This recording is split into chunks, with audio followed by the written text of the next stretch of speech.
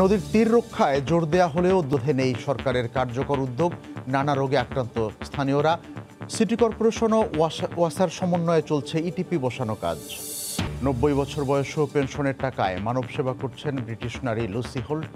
জীবনের ঝুঁকি নিয়ে অবদান রেখেছেন মুক্তিযুদ্ধে। বাংলাদেশের পরিচয়পত্র পেয়ে কৃতজ্ঞতা প্রকাশ। এবং বিভিন্ন দেশে গণহারে টিকা প্রয়োগের পরও থেমে নেই করোনা সংক্রমণ। বাড়ছে আক্রান্তের সংখ্যা। ব্রাজিলে প্রতিদিন মারা যাচ্ছে ২,০০০ মানুষ।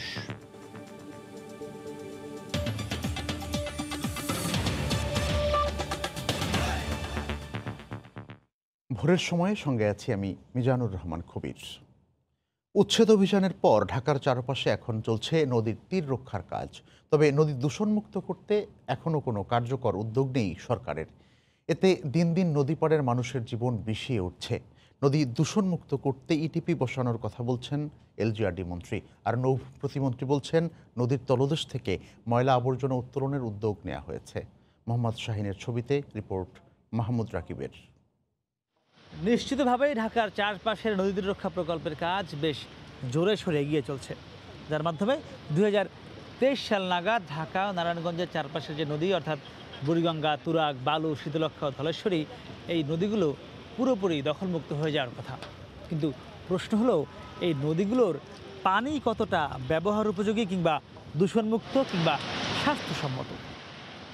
উত্তর খুঁজতে গিয়ে দেখা যায় ঢাকার চারপাশের নদীর পানিতে মিশে আছে শিল্পবর্জ্য, পয়বর্জ্য, অ্যান্টিবায়োটিক, পেনিসিলিন সহ অসংখ্য উচ্চমাত্রার ক্ষতিকর পদার্থ। তথ্য বলছে ঢাকার চারপাশের নদীতে প্রতিদিন সুয়ারেজ লাইন ও খাল দিয়ে পয়বর্জ্য পড়ছে প্রায় ১.১৬ মিলিয়ন কিউবিক মিটার, আর প্রায় ২,৬০,০০০ কিউবিক মিটার কঠিন বর্জ্য পড়ছে প্রকৃতির এই জীবন্ত সত্তা নদীতে। সব মিলিয়ে প্রায় ৪৫০ ড্রেনেজ আর সুয়ারেজ লাইন দিয়ে চলছে রাজধানীর চারপাশের নদীকে মেরে ফেলার নির্মম যজ্ঞ। একটা সুস্থ মানুষও যদি আপনার এদিক দিয়ে চলাফেরা যদি করে, তারপর মানুষটা অসুস্থ হয়ে যাবো। বর্ষার মৌসুমে একটু পরিষ্কার থাকে, এছাড়া সারা বছরেই পূর্ণাকাল এরকম দুর্গন্ধ। তারা বলছেন নৌপথে চলা লাখো নৌযানের সব আবর্জনা ও যাত্রীদের মলমূত্র সরাসরি গিয়ে মিশছে নদীর পানিতে, যাতে চর্মরোগ, টাইফয়েড, জন্ডিস বা হেপাটাইটিসে আক্রান্ত হচ্ছেন তারা। লঞ্চের যত ময়লা আছে সব নদীতে ফেলায়। আমরা এই পানি দিয়ে গোসল করতে পারতেছি না, আবার এই পানিতে আমার চোখের সমস্যা হয়। টঙ্গীবাজার ময়লার জন্য পানিটা আরও বেশি ময়লা হয়ে যায়, কারণ এখানে সব বাজারের ময়লা এখানে ফেলা হয়। ইটিপি ব্যবস্থা ছাড়া নতুন কোনো লঞ্চ চলাচলে অনুমোদন দেওয়া হচ্ছে না বলে জানালেন বিএডব্লিউটি এর চেয়ারম্যান। আর স্থানীয় সরকার মন্ত্রী বলছেন সিটি কর্পোরেশন ও ওয়াসা সমন্বয় করে ঢাকার চারপাশে ইটিপি বসাচ্ছে। ইতিমধ্যে খালগুলা সিটি কর্পোরেশনের কাছে হস্তান্তর করে এগুলোকে সংস্কার করার জন্য তাদেরকে দায়িত্ব দেওয়া হয়েছে। আমরা সকল সুয়ারেজগুলোই আমাদের সুয়ারেজ ট্রিটমেন্ট প্ল্যান্টে নিয়ে যাব। ট্রিটমেন্ট প্ল্যান্ট ছাড়া এখন থেকে আর কোনো জাহাজ তৈরি হবে না। মাস্টার প্ল্যানে একটা বড় অংশ আছে, যেটা হলো দূষণ রোধে ক্র্যাশ প্রোগ্রাম, এরপরে ৫ বছর মেয়াদি, ১০ বছর মেয়াদি কিভাবে আমরা কাজ করব। এছাড়া নদীর তলদেশের বর্জ্য উত্তোলন করতে জাপান ও কোরিয়া থেকে জাহাজ আনার কাজ চলমান বলে জানালেন নৌ প্রতিমন্ত্রী। আবর্জনা পরিষ্কার করা, সেই জন্য আমরা কতগুলো ক্লিনিং ভ্যাসেল কেনার জন্য আমরা ইতিমধ্যেই একটা প্রকল্প গ্রহণ করেছি। কোরিয়াও একটা আগ্রহ প্রকাশ করেছে, যেটা আমরা ইআরডির কাছে প্রেরণ করেছি। ইআরডি যদি সেটাকে যদি দেখে, যাচাই বাছাই করে, এখানে বিভিন্ন ধরনের ক্লিনিং ভ্যাসেল আছে। পানি দূষণ মুক্ত করে ব্যবহার উপযোগী করতে না পারলে গত ৩ বছর ধরে চলা ঢাকার চারপাশের নদী তীর রক্ষার কাজ অর্থহীন হয়ে পড়বে বলে মনে করেন সংশ্লিষ্টরা। মাহমুদ রাকিব, সময় সংবাদ, ঢাকা। ভোগান্তির আরেক নাম ঢাকা ওয়াসা। পানি ময়লা, দুর্গন্ধযুক্ত এবং খাওয়ার অনুপযোগী। মিট দ্য কনজিউমার অনুষ্ঠানে যোগ দিয়ে অভিযোগগুলো তুলে ধরেন গ্রাহকরা। সব শুনে সরবরাহ লাইনে ত্রুটির দোহাই দেন ওয়াসার এমডি। চাঁদনীঘাট পানি শোধনাগার কেন্দ্রে ঢাকা ওয়াসা অনুষ্ঠানটির আয়োজন করে। ট্রান্সপারেন্সি ইন্টারন্যাশনাল বাংলাদেশ টিআইবির এক গবেষণায় দেখা গেছে, ওয়াসার পানি সরাসরি পানের যোগ্য না হওয়ায় রাজধানীর ৯৭% মানুষ বিকল্প পদ্ধতিতে পানি বিশুদ্ধ করে পান করে। এর মধ্যে ৯১%ই ফুটিয়ে পানি পান করে। যদিও ওয়াসার বরাবরই দাবি সুপেয় পানি সরবরাহ করেন তারা।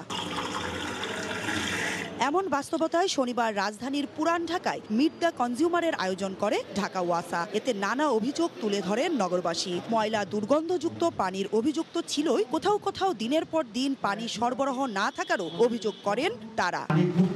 গন্ধ পানি খাওয়া যায় না, পানির প্রেশার অনেক বেশি, কিন্তু বালি বালির মতো মনে হয় আসে। পুরাতন পাইপ দিয়ে ওই বর্ষাকালীন 2 মাস আমরা ওই পচা নোংরা পানিগুলো আমাদের ট্যাঙ্কিগুলিতে ঢুকে। এই পানিটা দিয়ে আমার বাসা পানি যাচ্ছে, আমি বিল দিচ্ছি। তবে প্রতিষ্ঠানটির প্রধান দাবি করেন ওয়াসার পানি শতভাগ বিশুদ্ধ, বরং সরবরাহ লাইনের ত্রুটিকেই দুষছেন তিনি। অনেক সমস্যা থাকবেই, পানিতে গন্ধ আছে, এইটা আপনি মুখের কথা সমাধান করতে পারবেন না। টেকনিক্যাল পানি গন্ধ আসার কারণ হচ্ছে রাস্তায় চলার পথে পানির মধ্যে অনেক সময় পাইপের ফুটা টুটার কারণে ময়লা ঢুকে। আমরা যেখানে পানি উৎপাদন করি অর্থাৎ ট্রিটমেন্ট প্ল্যান্টে আমাদের পানির সোর্সে 100% পানি সঠিক। বিপত্তিটা কোথায়? রাস্তায় যখন পাইপলাইনে যায়, পুরনো পাইপলাইন ভাঙাচোরা, ওর থেকে ফুটা দিয়ে ময়লা ঢুকে পানিটিকে কন্টামিনেটেড করে। এডিবির প্রকল্প বাস্তবায়ন করা গেলে ঢাকাবাসীর সুপেয় পানির সমস্যা আর থাকবে না জানালেও এই প্রকল্প বাস্তবায়ন নিয়ে সংশয়ের কথাও জানান তিনি। মৌসুম ইসলাম, সময় সংবাদ, ঢাকা। আনুষ্ঠানিকভাবে শুরু হয়েছে মংলা বন্দরের ড্রেজিং কার্যক্রম। দুপুরে নৌ পরিবহন মন্ত্রণালয়ের প্রতিমন্ত্রী খালিদ মাহমুদ চৌধুরী এর উদ্বোধন করেন। চায়নার ঠিকাদারি প্রতিষ্ঠান এই প্রকল্পের কাজ করছে। এটি বাস্তবায়ন হলে মংলা বন্দর উন্নয়নের দিকে এগিয়ে যাবে বলে আশাবাদ জানিয়েছেন সংশ্লিষ্টরা। তরিকুল ইসলামের রিপোর্ট, ক্যামেরায় ছিলেন আবুল বাশার। 793 কোটি টাকা ব্যয়ে দেশের দ্বিতীয় বৃহত্তম সামুদ্রিক বন্দর মংলায় শুরু হয়েছে ইনারবার ড্রেজিং কার্যক্রম। এর আওতায় প্রায় 19 কিলোমিটার নদীপথ খনন করা হবে। মংলা বন্দর চ্যানেলের নাব্য সংকটের কারণে বর্তমানে 7 মিটারের বেশি গভীরতার জাহাজ বন্দরে প্রবেশ করতে পারে না। এজন্য মংলা বন্দর ব্যবহারে নিরুৎসাহিত হচ্ছিল আমদানি রপ্তানিকারকরা। ইনারবার ড্রেজিং কার্যক্রম শুরু হয় খুশি বন্দর ব্যবহারকারীরা। যেখানে মংলা বন্দরে এখন 1 কোটি মেট্রিক টন মালামাল হ্যান্ডলিং করতে পারে, সেটা বৃদ্ধি পেয়ে 2 কোটি মেট্রিক টন হবে। ব্যবসায়ীরা তো অবশ্যই এখানে আনন্দিত। এই বন্দর যেভাবে গতিশীলতা আনয়ন করবে, তাতে করে বাংলাদেশ সরকারও এখান থেকে অনেক বেনিফিট হবে। বন্দর সংশ্লিষ্টরা জানান, ইনারবার ড্রেজিং এর ফলে বন্দরের গতিশীলতা এবং জাহাজ আসার সংখ্যা বাড়বে। জাহাজ সংখ্যা বেড়েছে, আমরা আশা করছি এবছর আমরা রেকর্ড সংখ্যক জাহাজ এখানে আসবে এবং আমাদের জাতীয় অর্থনীতিতে গুরুত্বপূর্ণ ভূমিকা পালন করবে। মংলা বন্দর ইনারবার ড্রেজিং কার্যক্রম উদ্বোধনী অনুষ্ঠানে নৌ পরিবহন প্রতিমন্ত্রী খালিদ মাহমুদ চৌধুরী বলেন, চট্টগ্রাম বন্দরের উপযুক্ত বিকল্প বন্দরে পরিণত করা হবে মংলা বন্দর। চট্টগ্রাম বন্দরে যেই ধরনের জাহাজ আসতে পারে 9.5 মিটার, ঠিক একই ধরনের জাহাজ মংলা বন্দরে ভিড়তে পারবে। এই সক্ষমতাটা এই ড্রেজিং কার্যক্রমটা সম্পন্ন হওয়ার মধ্য দিয়েই মংলা বন্দর অর্জন করতে যাচ্ছে। মংলা বন্দর সম্প্রসারণের জন্য ভারতীয় ঋণের আওতায় 600 কোটি টাকার প্রকল্প গ্রহণ করা হয়েছে। এই প্রকল্পটি বাস্তবায়ন হলে বন্দরের উন্নয়নের মহাপরিকল্পনায় আরও এক ধাপ এগিয়ে যাবে বলে মনে করছেন সংশ্লিষ্টরা। তরিকুল ইসলাম, সময় সংবাদ, মংলা। লক্ষ্মীপুর 2 আসনে উপনির্বাচনে আওয়ামী লীগের প্রার্থী হিসেবে মনোনয়ন দেওয়া হয়েছে জেলা আওয়ামী লীগের সাধারণ সম্পাদক নুরুদ্দিন চৌধুরী নয়নকে।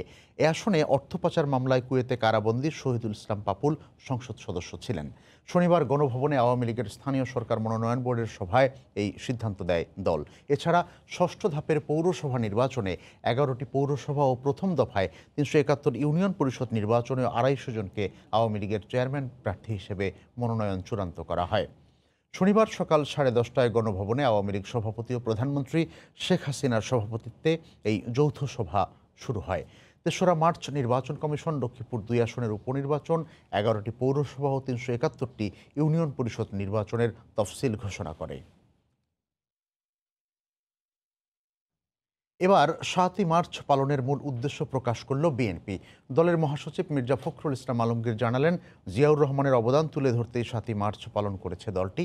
আরও বলেন, ইতিহাসকে অস্বীকার করার কিছুই নেই, তবে 7ই মার্চের ঘোষণায় স্বাধীনতা আসেনি। দিবসটি পালনের মাধ্যমে বিএনপি এই বিষয়টি পরিষ্কার করতে চেয়েছে বলেও মন্তব্য করেন মির্জা ফখরুল।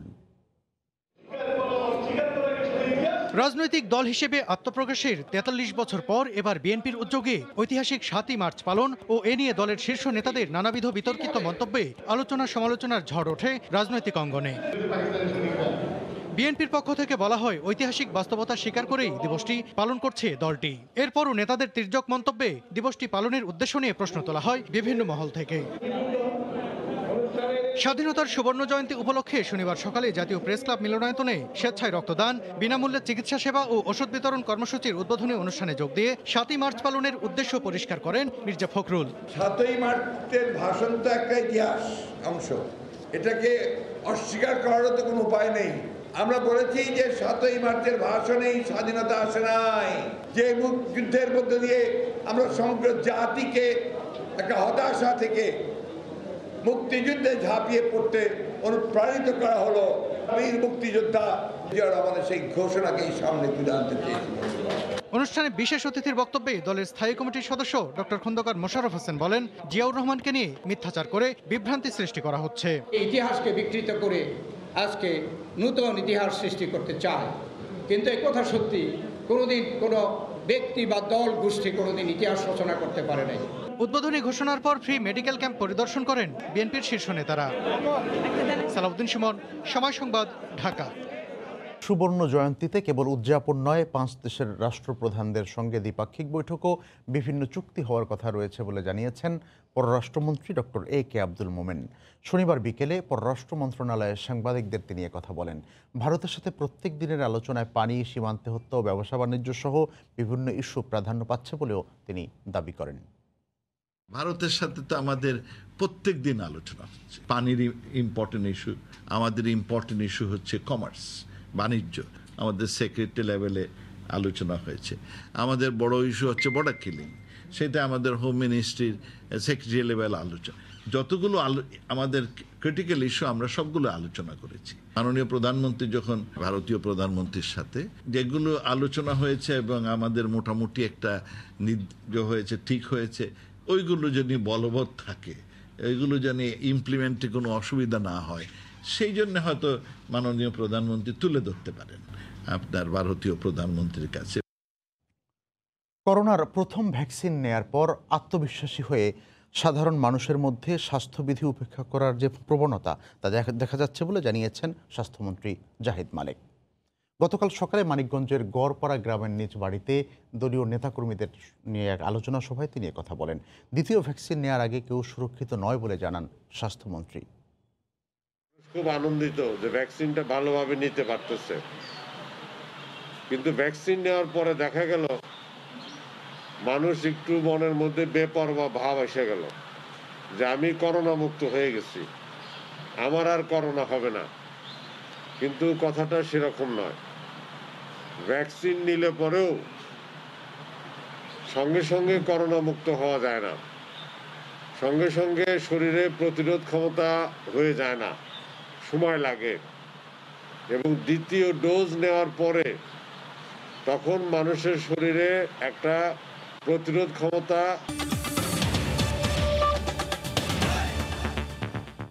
অর্থলোপাট নিয়ে পদ্মা ব্যাংকের সাবেক ও বর্তমান চেয়ারম্যানের পাল্টাপাল্টি অভিযোগে নড়ে চড়ে বসেছে সরকার। সিকিউরিটিজ অ্যান্ড এক্সচেঞ্জ কমিশন জানিয়েছে, তদন্তে দোষীদের শাস্তি নিশ্চিত করা হবে বর্তমান আইনেই। শুধু তাই নয়, আর্থিক শৃঙ্খলা রক্ষার স্বার্থে কোনো অনিয়মে ছাড় না দেওয়ারও হুঁশিয়ারি দেন এসিসি চেয়ারম্যান। শনিবার দুপুরে পল্টনে অর্থ বাণিজ্য বিষয়ক এক সংলাপে তিনি বলেন, শিগগিরই দেশে বৈদেশিক মুদ্রার রিজার্ভ ছাড়াবে $50 বিলিয়ন। রিপোর্ট জুবায়ের ফয়সালের। 2013 সালে চূড়ান্ত অনুমোদনের মাত্র 6 বছরের মাথায় লাগামহীন দুর্নীতি, ঋণ কেলেঙ্কারি ও আর্থিক অব্যবস্থাপনায় ডুবতে বসা ফার্মার্স ব্যাংক নাম আর পরিচালনা পর্ষদ পাল্টে হয় পদ্মা ব্যাংক। ব্যাংকটির সাবেক চেয়ারম্যান ব্যাংকের 100 কোটি টাকা 9-6-এর অভিযোগ তুলেছেন বর্তমান চেয়ারম্যানের বিরুদ্ধে। ব্যাংকের বর্তমান পর্ষদ বলছে, সাবেক চেয়ারম্যানই লোপাট করেছেন ব্যাংকের টাকা। কোনো কিছুতে গেল না। এসব তথ্য নিশ্চিত করে এসিসি চেয়ারম্যান বলছেন, দোষী যেই হোক রেহাই পাবে না। মহিউদ্দিন খান আলমগীর সাহেবের চিঠিটা পেয়েছি, পদ্মা ব্যাংকের কাছেও বক্তব্য জানতে চাবো। আমরা আমাদের যারা অ্যাসেট ম্যানেজমেন্ট কোম্পানি বিনিয়োগের কথা, তাদেরকেও আমরা জিজ্ঞেস করছি। সব কিছু চেক করে আমরা দেখে নিব যে কোনটা তথ্যটা সঠিক এবং দেশের আইন অনুযায়ী যা হওয়ার তাই হবে। এ সময় 2 বছরের মধ্যেই পুঁজি বাজারে দৃশ্যমান পরিবর্তনের নিশ্চয়তা দিয়ে এসিসি চেয়ারম্যান জানান, শিগগিরই $50 বিলিয়ন রিজার্ভের মাইল ফলক স্পর্শ করবে বাংলাদেশ। কারেন্ট অ্যাকাউন্টে সারপ্লাস এবং রেমিটেন্স গ্রোথের কারণে আমাদের দেশের রিজার্ভ 50 বিলিয়ন ক্রস করবে খুব শিগগিরই। চোখ দুইটা সামনের দিকে, পিছন দিক কিন্তু আমরা এই মুহূর্তে দেখতে পাচ্ছি না। দেশের অর্থনীতি যাতে কোনোভাবে ক্ষতিগ্রস্ত না হয় সেদিকে খেয়াল রাখছেন। ইআরএফ সভাপতি ও সাধারণ সম্পাদক ছাড়াও সংলাপে পুঁজি বাজারের নানা সংকট ও সম্ভাবনা নিয়ে আলোচনা করেন গণমাধ্যম কর্মীরা। ইনফ্রাস্ট্রাকচার। জুবায়ের ফয়সাল, সময় সংবাদ, ঢাকা। ব্যবসায়ীদের হয়রানি ও ভ্যাট ফাঁকি বন্ধে আগামী জুনের মধ্যে বিনামূল্যে 10,000 প্রতিষ্ঠানকে ইলেকট্রনিক ফিসকাল ডিভাইস EFT দেওয়ার লক্ষ্য NBR-এর। অথচ গত আগস্ট থেকে মার্চ পর্যন্ত 7 মাসে এই মেশিন নিয়েছেন মাত্র 2,700 প্রতিষ্ঠান। কিছু জটিলতা এবং ব্যবসায় অসম প্রতিযোগিতা হওয়ার কারণে ইএফটি ব্যবহারে তেমন সাড়া মিলছে না। এনবিআর বলছে প্রাথমিক পর্যায়ের সমস্যাগুলো সমাধান করা হয়েছে। রিপোর্ট হাজেরা শিউলির।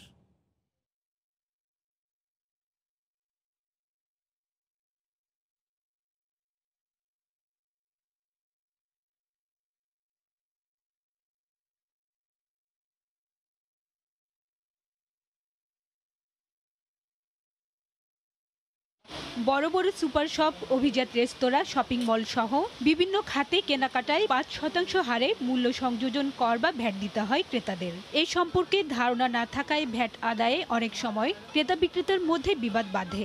আবার পণ্য বিক্রির প্রকৃত তথ্য গোপন করে ভ্যাট ফাঁকি দেওয়া এবং অযৌক্তিকভাবে ব্যবসায়ীদের হয়রানির পাল্টাপাল্টি অভিযোগ রয়েছে। এই সংকট থেকে বের হতে গেল বছরের ২৫শে August web based EFD machine দেওয়া শুরু করে এনবিআর। ব্যবহারকারীদের অভিযোগ, ইএফডি সিস্টেমে পণ্য বিক্রির ইনভয়েস বা মূসক চালান দিতে বিলম্ব এবং বিক্রয় করা পণ্য পরিবর্তনের অপশন না থাকায় গ্রাহকদের তোপের মুখে পড়তে হয়। একটা বিল যদি ৩-৪ মিনিট পরে বের হয়, আমার কিন্তু প্রচুর রাশ থাকে, তখন বলে আমাকে হাতেই দিয়ে দেন, আমার লাগবে না। কাস্টমারের কথা শুনতে আমাদের যত টাকা কেন, আমরা তো প্রাইস বাড়াইনি, আর আমাদের প্রাইস যেটা আছে যার সাথে একটু ব্যাটটা ইনক্লুড করেছে। এক্সচেঞ্জ সুবিধাটা নেই আর কি। একটা প্রোডাক্ট একজন দিয়ে গেল আর আপনি অন্য একটা প্রোডাক্ট নেবেন, ওইটা ওয়েবসাইটে নেই।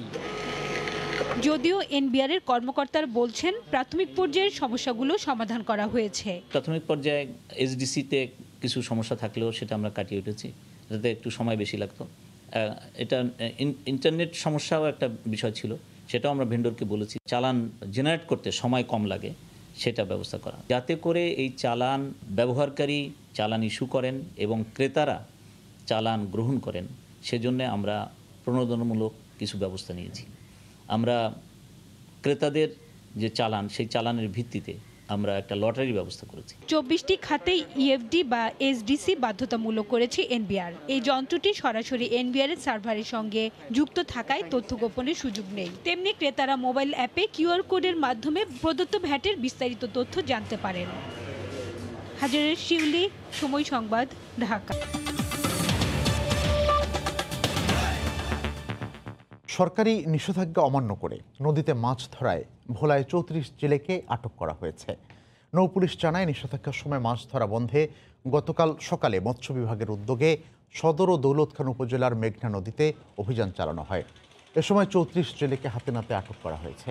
জব্দ করা হয় ২টি নৌকা, ৭,০০০ মিটার কারেন্ট জাল, আধা মণ মাছ। পরে ভ্রাম্যমাণ আদালত আটককৃত জেলেদের ৫,০০০ টাকা করে জরিমানা করেন। জব্দকৃত জালগুলো আগুনে পুড়িয়ে দেওয়া হয়। মুন্সিগঞ্জে বাসা ভাড়া নিয়ে এলাকায় চলছে অবৈধ কারেন্ট জালের ব্যবসা।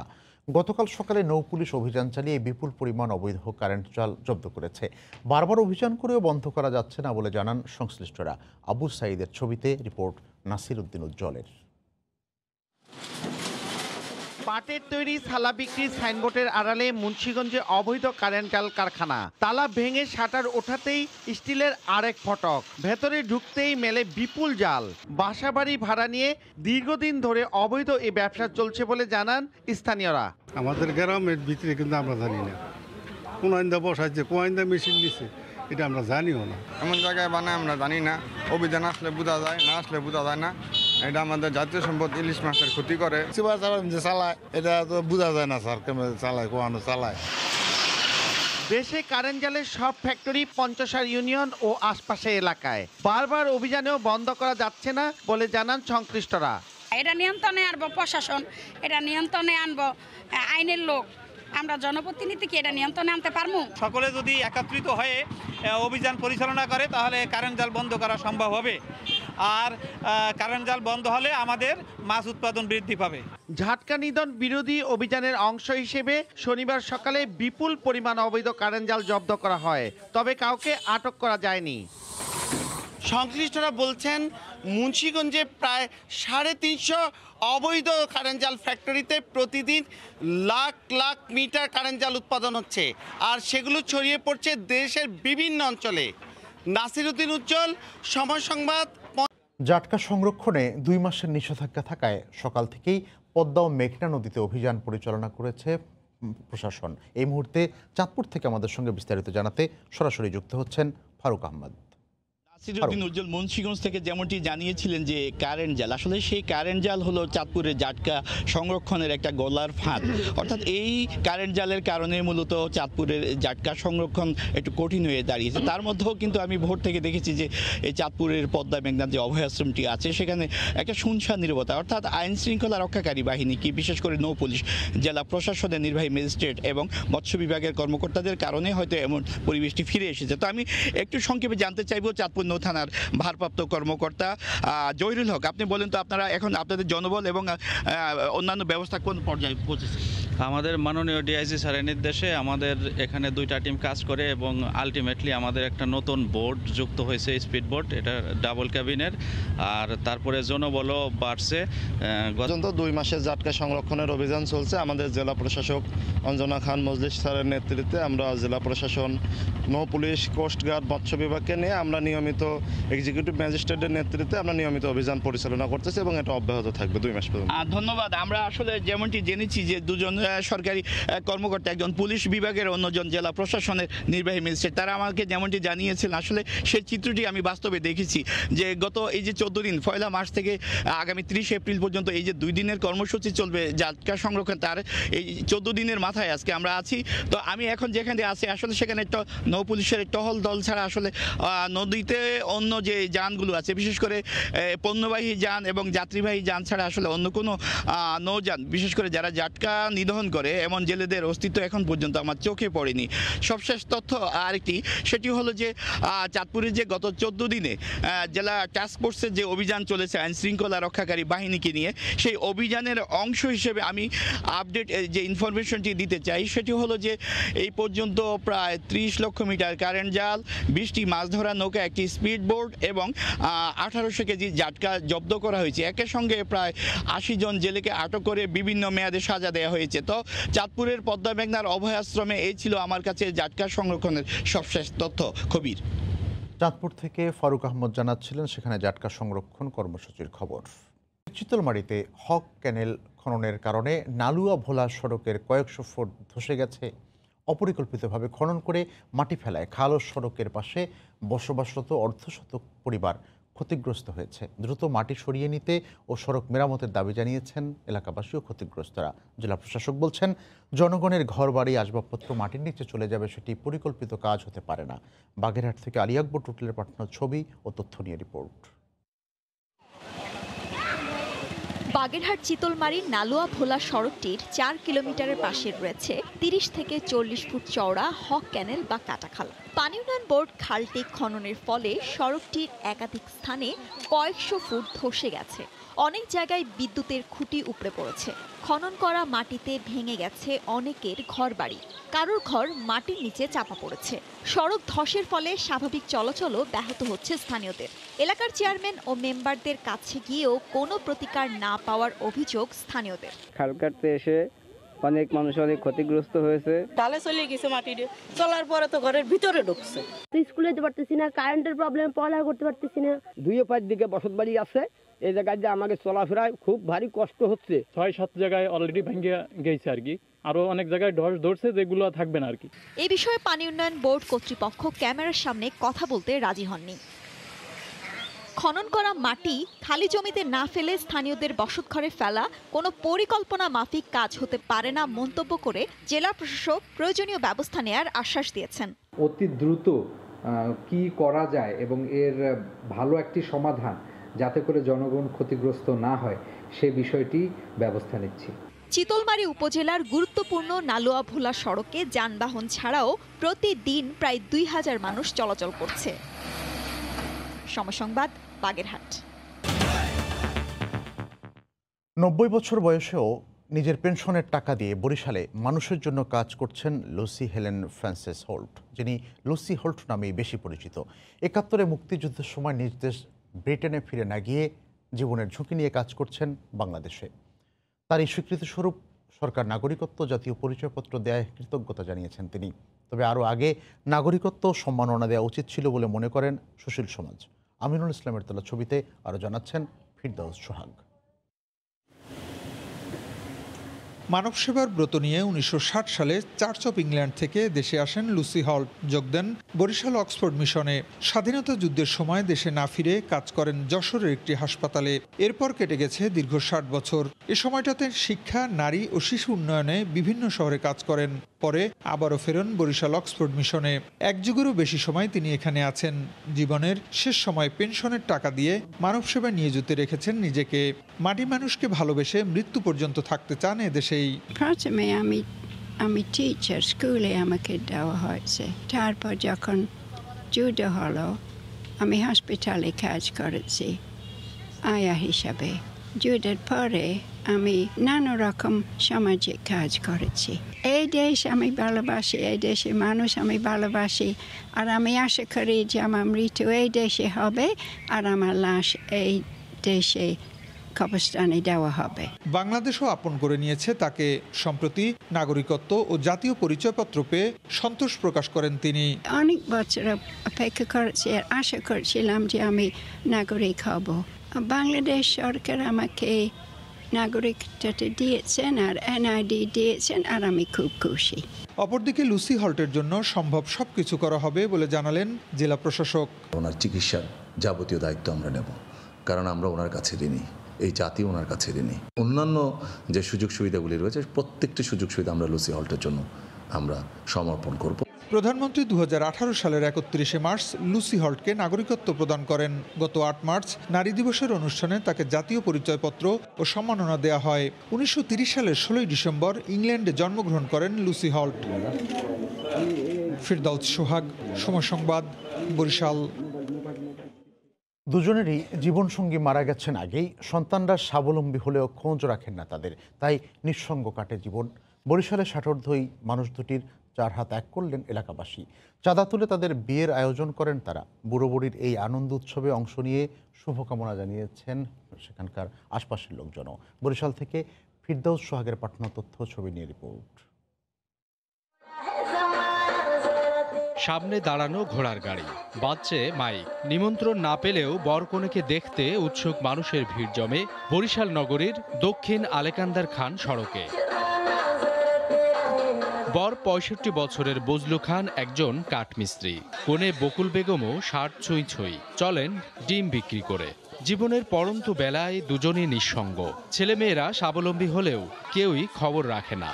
অবশেষে ঘটকের মধ্যস্থতায় আয়োজন হলো তাদের বিবাহ উৎসব। দেনমোহর ধরা হয় 30,000 টাকা। সুখে শান্তিতে থাকতে আমি চাই। ছেলেমেয়েরা খোঁজ খবর লয় না, আমি পরে লাস্টে বিবাহ করছি। টুনাটুনি দম্পতিকে শুভকামনা জানিয়েছেন এলাকাবাসী। দুইজন মুরব্বী একত্র হয়ে ঘর সংসার করবে, আমাদের ভালো লাগছে, বিষয়টা খুবই ভালো লাগছে। উনি এখানে সেখানে কাজ করে খাইতো, রাস্তার মাথায় ডিম সেদ্ধ করে বিক্রি করতো, তার সাথে অনেক ভালো হয়েছে। ঘটকে একটা বললো যে একটা বুড়া আছে কাঠমিস্ত্রি, সেও অসহায়, তার বউ সড়ক দুর্ঘটনায় মারা গেছে। এখন আমরা এটা দুজনের মিলন করে দিতে চাই। এরপর আমরা এলাকার যুবকদের সবার সাথে বললে আলোচনা করিয়া ঘটকের মাধ্যমে আপনার মোটামুটি আর্থিক সহযোগিতা সবার কাছে নিয়ে আমরা এইটা ব্যবস্থা করে দিছি। এই দুজনে জানি সুখে শান্তিতে বসবাস করতে পারে, সুখে শান্তিতে থাকতে পারে, এই আমরা কামনা করি। বামরাইলের বাসিন্দা বজলু খান থাকেন নগরীর দরগাবাড়ি এবং ফুলশনি বেগম খান সড়কের অস্থায়ী বাসিন্দা। সময় সংবাদ, বরিশাল। নৈসর্গিক সৌন্দর্যের জেলা খাগড়াছড়ি। পাহাড়, ঝর্ণা, লেকে বিমোহিত পর্যটকরা।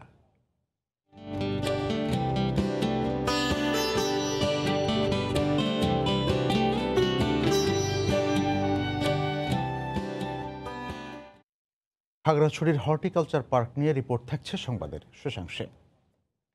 কেউ রং বেরঙের কাগজ কেটে হস্তশিল্পের নান্দনিক পণ্য বানিয়েছেন, কেউ বা বিদ্যুতের বিপরীতে গ্যাস ওভেন বানিয়ে তাক লাগিয়েছেন। এমন প্রয়োজনীয় ও আকর্ষণীয় পণ্য নিয়ে শেষ হলো রাজধানীতে হস্তশিল্প মেলা। করোনার মধ্যেও মেলায় বেশ সাড়া পেয়েছেন বিক্রেতারা। উদ্যোক্তাদের উৎসাহ বাড়াতেই আয়োজন বলে জানায় হস্তশিল্প অ্যাসোসিয়েশন। রিপোর্ট কাজল আব্দুল্লাহ। মেলা মানেই চেনা অচেনা ক্রেতা উদ্যোক্তার মেলবন্ধন তৈরি করা। করোনায় এমন আয়োজন অনেকটাই স্থবির হলেও ধীরে ধীরে সরব হচ্ছে মেলাগুলো। রাজধানী মোহাম্মদপুরে সীমিত পরিসরে আয়োজিত ক্ষুদ্র ও কুটির শিল্প মেলায় বিভিন্ন রঙের কাগজ কেটে আঠা দিয়ে সুতোর উপর বসিয়ে তৈরি করা ঘড়ি, ওয়ালমেট, ফুল নিয়ে এসেছেন উদ্যোক্তা তানিয়া পারভিন। খুব অল্প সময়ে হাতে খড়ি হস্তশিল্পে, তবে কাজে রয়েছে নান্দনিকতা। যেটাই করে আমি ইউনিক কিছু করার চেষ্টা করি, তো কিছু কিছু একটু সমস্যা হয়, যেহেতু আমার এই কুলিংয়ের কাজটা বাংলাদেশে এখনো এভাবে মার্কেটিং বা তেমন একটা কেউ করে না, তো ম্যাটেরিয়ালগুলো পাওয়া অনেক সমস্যা হয়ে যায়। মেলায় অংশ নিয়েছেন মধ্যবয়সী আরেক উদ্যোক্তা সাইফুন নাহার আরজু। বেশ সাড়া জাগিয়েছেন ইলেকট্রিক ওভেনের বিপরীতে গ্যাস ওভেন তৈরি করে। এটা দিয়ে ওরা হোমমেড খাবারগুলো তৈরি করে এটা বাজারে সেল করে ওরা কিছু টাকা ইনকাম করতে পারতেছে। নানা ধরনের পণ্য নিয়ে আসা উদ্যোক্তারা ইতিবাচক সাড়া পেয়েছেন এই মেলায়। তাদের অভিযোগ ক্ষুদ্র পরিসর ব্যাংক ঋণের সুবিধা নিয়ে। তবে আয়োজকরা বলছেন স্বল্প পরিসরে হলেও উৎসাহ বাড়বে নতুনদের। আমরা চাচ্ছি ব্যাংকিং পর্যায়ে আমাদেরকে মানে স্বল্প সুদে, মানে ওরা 9% চেয়েও আরও কম। জায়গাটা সিলেক্ট যদি অন্য জায়গায় হতো তাহলে আরও সেলটা হয়তো আমরা আরও ভালো করতে পারতাম। এরিয়ার জন্য একটু প্রবলেম, যেহেতু এটা মার্কেট প্লেসে পড়েনি বা ফ্রন্টে না। তাছাড়া এমনিতে ভালো রেসপন্স, কালকে থেকে আলহামদুলিল্লাহ ভালো রেসপন্স। বন্ধের দিন তো আশা করতেছি আজকেও ভালো রেসপন্স পাবো। অনলাইনে যেহেতু প্রোডাক্ট বিক্রি করি, সেহেতু মানুষ যাতে ক্রেতা যাতে এসে যাতে হাতে ধরে দেখতে পারে। এবারের মেলা আমাদের আগের যে কোনো আয়োজনের থেকে বেশি ইফেক্টিভ হয়েছে। আমরা প্রতিদিন 3টা-4টার পর থেকে মানুষের ঢল পাচ্ছি 9টা-10টা পর্যন্ত। 11 মার্চ থেকে 13 মার্চ পর্যন্ত 3 দিনের মেলায় অংশ নেন ক্ষুদ্র ও কুটির শিল্পের 42 জন নতুন পুরনো উদ্যোক্তা। দেশের বাইরের খবর। ভারতে হঠাৎ করেই আবারও বাড়তে শুরু করেছে করোনার সংক্রমণ। শনিবার একদিনে শনাক্ত হয়েছেন 25,000-এর বেশি। এর মধ্যে পরিস্থিতির সবচেয়ে বেশি অবনতি হয়েছে মহারাষ্ট্রে। অন্যদিকে ব্রাজিলের টিকা কর্মসূচি শুরু হলেও কোনোভাবেই ঠেকানো যাচ্ছে না সংক্রমণের ঊর্ধ্বগতি। শনিবারও দেশটিতে একদিনে আক্রান্ত হয়েছেন 70,000-এরও বেশি মানুষ। এদিকে একই পরিস্থিতি যুক্তরাষ্ট্রেও। 3টি টিকার গণহারে প্রয়োগ সত্ত্বেও থেমে নেই সংক্রমণ। প্রতিদিন গড়ে আক্রান্ত হচ্ছেন 60,000-এরও বেশি মানুষ। গেল বছরের শেষ দিকে বিশ্বজুড়ে করোনা পরিস্থিতি কিছুটা স্বাভাবিক হয়ে এলেও নতুন বছরের প্রথম 3 মাস না যেতেই আবারও বাড়তে শুরু করেছে করোনার সংক্রমণ। কোথাও দ্বিতীয়, আবার কোথাও তৃতীয় বা চতুর্থ ঢেউয়ে নিয়ন্ত্রণহীন করোনার লাগাম। ভারতে শনিবার একদিনে শনাক্ত হয়েছেন 25,000-এর বেশি। এর আগে শুক্রবার একদিনে শনাক্ত হন 27,500-র উপরে। এ পর্যন্ত এবছর এখন পর্যন্ত যা সর্বোচ্চ। পরিস্থিতির সবচেয়ে বেশি অবনতি হয়েছে মহারাষ্ট্রে। রাজ্যের বেশ কয়েকটি অঞ্চলে নতুন করে জারি করা হয়েছে নিষেধাজ্ঞা। এছাড়াও সংক্রমণ বেড়েছে নাগপুরেও। করোনার লাগাম যেন কোনোভাবেই টেনে ধরা যাচ্ছে না লাতিন আমেরিকার দেশ ব্রাজিলে। শনিবার দেশটিতে সর্বোচ্চ সংক্রমণের মধ্যেই শুরু হয়েছে অক্সফোর্ড অ্যাস্ট্রাজেনেকার টিকা কর্মসূচি। এদিন দেশটিতে শনাক্ত হয়েছেন 70,000-এর বেশি। তবে যে তথ্যটি আরও ভয়াবহ তা হলো দেশটিতে প্রতিদিন গড়ে প্রাণ হারাচ্ছেন 2,000-এর বেশি মানুষ। এমন ভয়াবহ পরিস্থিতিতে উদ্বেগ জানিয়েছে বিশ্ব স্বাস্থ্য সংস্থা। যা করার এখনই করতে হবে, নয়তো স্বাস্থ্য ব্যবস্থা পুরোপুরি ভেঙে পড়বে। সামাজিক দূরত্ব নিশ্চিত করতে জরুরি ভিত্তিতে কার্যকর পদক্ষেপ নিতে হবে, নয়তো পরিস্থিতি সরকারের পক্ষে সামাল দেয়া কঠিন হয়ে পড়বে।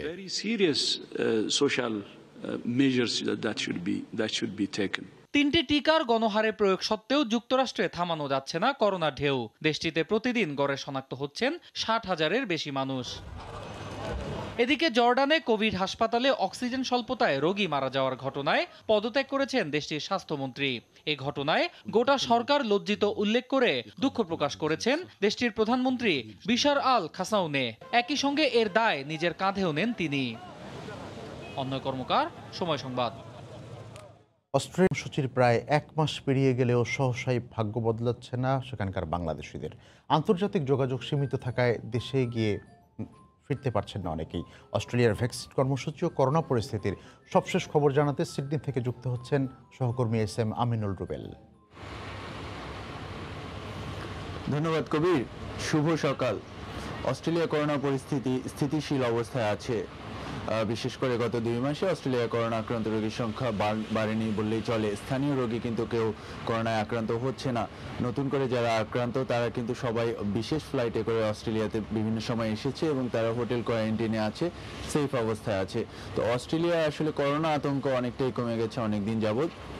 তবে মানুষ কিন্তু এই মুহূর্তে অপেক্ষা করছে ভ্যাকসিনের জন্য, বিশেষ করে অস্ট্রেলিয়ার প্রবাসী যারা, তারা কিন্তু ভ্যাকসিনের জন্য অপেক্ষা করছে। আপনাদের জানিয়ে রাখি যে অস্ট্রেলিয়ায় কিন্তু জন্মগ্রহণ যে অস্ট্রেলিয়া 4 ভাগ জনসংখ্যার কিন্তু 1 ভাগই অস্ট্রেলিয়াতে জন্মগ্রহণ করেনি, তার মানে তাদের শেকড় কিন্তু অন্য দেশে। পৃথিবীর বিভিন্ন দেশ থেকে মানুষ কিন্তু অস্ট্রেলিয়ায় এসে নাগরিকত্ব গ্রহণ করে এখানে অনেকদিন যাবৎ বসবাস করছে। তো এই মানুষগুলো তারা কিন্তু তাদের দেশে যেতে চায়, তাদের শেকড়ে যেতে চায়, বা দেশ থেকে তাদের আত্মীয় স্বজন বাবা মা কিন্তু অস্ট্রেলিয়াতে আসে। আন্তর্জাতিক বর্ডার বন্ধ থাকায় তারা কিন্তু অস্ট্রেলিয়া থেকে বের হতে পারছে না এই মুহূর্তে সহজেই, এবং অস্ট্রেলিয়াতে ঢুকতে পারছে না।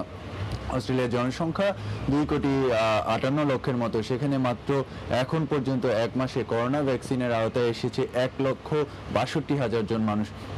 বলা বাহুল্য যে সরকার যে 4 ধাপের একটি নীতিমালা গ্রহণ করেছে ভ্যাকসিনের জন্য, সেখানে কিন্তু প্রথম ধাপ এখনো চলছে, এবং এই প্রথম ধাপে শুধুমাত্র ডাক্তার, নার্স বা মেডিকেল সেক্টরে যারা চাকরি করে তারাই কিন্তু এই করোনা ভ্যাকসিন পাচ্ছে। এছাড়া সরকারি চাকরি যারা করে, যারা প্রতিদিন নিয়মিত মানুষের সাথে যোগাযোগ করছে, সামনাসামনি যাচ্ছে, তাদেরকে কিন্তু এই ভ্যাকসিন নিতে হচ্ছে, এবং তারা বাধ্যতামূলকভাবে এই ভ্যাকসিনটি নিচ্ছে।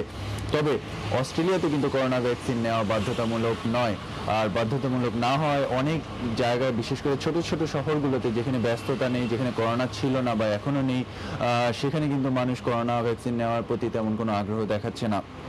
অস্ট্রেলিয়া করোনা ভ্যাকসিন নেওয়ার জন্য আগ্রহ যারা দেখাচ্ছে তাদের ভিতরে প্রথম সারিতেই আছে বাংলাদেশিরা। তারা অপেক্ষা করছে কবে ভ্যাকসিন নেবে বা নিতে পারবে, কারণ ধারণা করা হচ্ছে যে এখন থেকে ভ্যাকসিন যখন অ্যাভেলেবেল হবে তখন ইন্টারন্যাশনাল ট্রাভেলের জন্য বা আন্তর্জাতিক ভ্রমণ বা বাংলাদেশে যাওয়ার জন্য তাদের হয়তো বা ভ্যাকসিনের আওতায় আসতে হবে। বিশেষ করে বাংলাদেশ থেকে যারা অস্ট্রেলিয়াতে এখন আসছে তাদেরকে কিন্তু উৎসাহিত করা হচ্ছে প্রথমত করোনা টেস্ট দেওয়ার জন্য, দ্বিতীয়ত ভ্যাকসিন নিয়ে আসার জন্য। তো এই মুহূর্তে এখনো প্রায় 20,000 বিদেশি আটকে আছে বা অস্ট্রেলিয়া আসার জন্য, যারা তাদের ভিতরে অনেকে কিন্তু বাংলাদেশে আটকে আছে। বিশেষ করে বাংলাদেশ থেকে আসার জন্য সপ্তাহে মাত্র 20-25 জন যাত্রী কিন্তু অস্ট্রেলিয়াতে আসতে পারছে। সপ্তাহে ফ্লাইটের সংখ্যা এতই কম, এবং সেটি উচ্চ মূল্য কিন্তু এটি প্রধান কারণ। গত বছর মার্চের 27 তারিখ থেকে কিন্তু অস্ট্রেলিয়া আন্তর্জাতিক বর্ডার বন্ধ আছে, প্রায় 2 মাস সরাসরি সম্পূর্ণ বন্ধ ছিল। তারপরে সীমিত আকারে যেটি খুলেছে সেখানে কিন্তু মানুষ এখনো আসতে পারেনি। এখনো অনেকের ফ্যামিলির অর্ধেক কিন্তু অস্ট্রেলিয়াতে আছে, অর্ধেক বাংলাদেশে, এবং তারা গিয়ে 2-3 মাসের জন্য আটকে পড়ে, তারা আসতে পারছে না। আপনাদের একটি ধারণা দিই যে যেখানে সাধারণ সময়ে বছরের মাঝামাঝি সময়গুলোতে মাত্র 40,000 টাকা হলে অস্ট্রেলিয়াতে বাংলাদেশ থেকে আসা যেত ফ্লাইটে করে, সেটি কিন্তু এই মুহূর্তে টোটাল খরচ, কোয়ারেন্টাইন এবং হোটেলের যে খরচ এবং টিকিটের উচ্চ মূল্য সব মিলে কিন্তু সেই খরচ 5-6 লক্ষ টাকা কিন্তু বাংলাদেশি টাকায় চলে যাচ্ছে। এ কারণে অনেকে কিন্তু এই মুহূর্তে আসতে পারছে না। শিক্ষার্থীরা তো আসতেই পারছে না। এবছরের শুরুতে প্রথম সেমিস্টারে ধারণা করা হয়েছিল, আশা করা হয়েছিল যে অনেক স্টুডেন্ট বাংলাদেশ থেকে আসতে পারবে, সেটি হয়নি। গত বছর পুরোটাই কিন্তু বাংলাদেশ থেকে শিক্ষার্থীরা অস্ট্রেলিয়াতে আসতে পারেনি, এবং এই বছর জুন-জুলাই সেমিস্টারে যে আসতে পারবে তারও কোনো সম্ভাবনা দেখা যাচ্ছে না। সাধারণত গ্রীষ্মের যে সেমিস্টারটি অস্ট্রেলিয়াতে হয় সেই সেমিস্টারে কিন্তু বাংলাদেশ থেকে শিক্ষার্থীরা তেমন আছে না। তার মানে দেখা যাচ্ছে যে প্রায় 2 বছর বাংলাদেশ থেকে অস্ট্রেলিয়াতে এমন কোনো শিক্ষার্থী আসবে না। অস্ট্রেলিয়াতে বাংলাদেশিদের যে শক্ত অবস্থান ছিল সেটি কিন্তু কিছুটা ভাটা পড়বে অস্ট্রেলিয়ায় বাংলাদেশিদের সংখ্যা কমে যাওয়ার কারণে। শিক্ষার্থীরা এই মুহূর্তে জব খুঁজে পাচ্ছে খণ্ডকালীন। এর একটি কারণ দেখা দিয়েছে যে জনজীবন কিছুটা স্বাভাবিক হতে শুরু করেছে, ব্যবসা প্রতিষ্ঠানগুলো আগের চেয়ে ভালো চলছে। তবে আরও একটি কারণ কিন্তু অনেক শিক্ষার্থী সরাসরি অস্ট্রেলিয়া তাদের সেমিস্টার শেষ হয়ে যাওয়ার পরে, পড়াশোনা শেষ হয়ে যাওয়ার পর অস্ট্রেলিয়ায় পার্মানেন্টলি থাকার যে ইচ্ছাটি ছিল সেটি কিন্তু তারা পোষণ করছে না, তারা দেশে ফিরে যাচ্ছে। তো আমি বলবো যে অস্ট্রেলিয়াতে এখন বাংলাদেশিরা মানসিকভাবে খুব বেশি ভালো অবস্থায় নেই, তারা দেশে যাওয়ার জন্য অপেক্ষা করছে, তারা ভ্যাকসিনের জন্য অপেক্ষা করছে। ফিরে যাচ্ছি স্টুডিওতে কবিরের কাছে। S M Aminul Rubel Australia থেকে জানাচ্ছিলেন করোনা পরিস্থিতি সহ সেখানকার সার্বিক খবরাখবর। মায়ের চেয়ে আপন আর কে আছে এই পৃথিবীতে, সেই মাকে সম্মান জানাতেই প্রতি বছর মার্চের 2য় রোববার আয়ারল্যান্ডে উদযাপন করা হয় বিশ্ব মা দিবস। এবছর লকডাউন থাকায় ঘটা করে এই দিবসটি পালন না হলেও মায়েদের শুভেচ্ছা জানাতে সন্তানদের ফুল কেনার হিড়িক ছিল চোখে পড়ার মতো। আয়ারল্যান্ড থেকে বিস্তারিত জানাচ্ছেন সৈয়দ জুয়েল। ছোট এক শব্দ মা, কিন্তু এর মাঝে লুকিয়ে আছে হাজারো মায়া, মমতা আর আবদার পূরণের নির্ভরতার এক প্রতীক। ছোটবেলায় মায়ের হাত ধরে নিরাপদে ঘুরে বেরিয়ে যে আনন্দ পেত সন্তানরা, বড় হয়েও সেই আনন্দ তাড়িয়ে বেড়ায় সন্তানদের। আর তাই লকডাউন সত্ত্বেও মা দিবসে মাকে শুভেচ্ছা জানাতে ফুল কিনতে ভোলেননি সন্তানরা। মা দিবসে সকল মায়েদের প্রতি অফুরন্ত ভালোবাসা ভালো থাকুক পৃথিবীর সকল মায়েরা। যারা মা হারিয়েছেন, শূন্যতা তাদের নিত্য সঙ্গী, আর তাই জীবিত থাকতে মায়ের যত্ন নিতে এবং বাড়তি সময় দেওয়ার পরামর্শ মা হারা সন্তানদের। যাদের মা এখনো জীবিত আছেন তাদেরকে আমি বলবো আপনারা অত্যন্ত ভাগ্যবান। অতএব তাদের যত্ন নিন, তাদের পাশে থাকুন। আপনি নিশ্চয়ই জানেন আপনার মা কিসে খুশি হন, তাদেরকে খুশিতে রাখার চেষ্টা করুন। এদিকে মা দিবস উপলক্ষে আয়ারল্যান্ডের স্কুলগুলোতে মাকে শুভেচ্ছা জানাতে নানা রঙের কার্ড তৈরিতে শিক্ষার্থীদের উদ্বুদ্ধ করেন শিক্ষক শিক্ষিকারা। ছোটবেলায় খেলতে গিয়ে ব্যথা পেয়ে মনের অজান্তেই যে শব্দটি মুখ থেকে বের হতো সন্তানের, তা হলো মা। আবার সেই সন্তানই যখন বৃদ্ধ হয়ে বিছানায় মৃত্যুর অপেক্ষা করেন, তখনও খুঁজে বেড়ান হারিয়ে যাওয়া মায়ের প্রিয় মুখটি। বিশ্ব মা দিবস সহ প্রতিটি দিনে ভালো থাকুক ভালোবাসার মায়েরা। সৈয়দ জুয়েল, সময় সংবাদ, আয়ারল্যান্ড। পল্লী কবি জসিমউদ্দিনের ৪৫তম মৃত্যুবার্ষিকী আজ।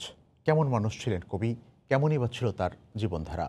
জার্মানি থেকে কবির মেজ ছেলে ডক্টর জামাল আনোয়ারের সাথে কথা বলে কবির প্রাপ্তি অপ্রাপ্তির বিস্তারিত জানাচ্ছেন বিটু বড়ুয়া।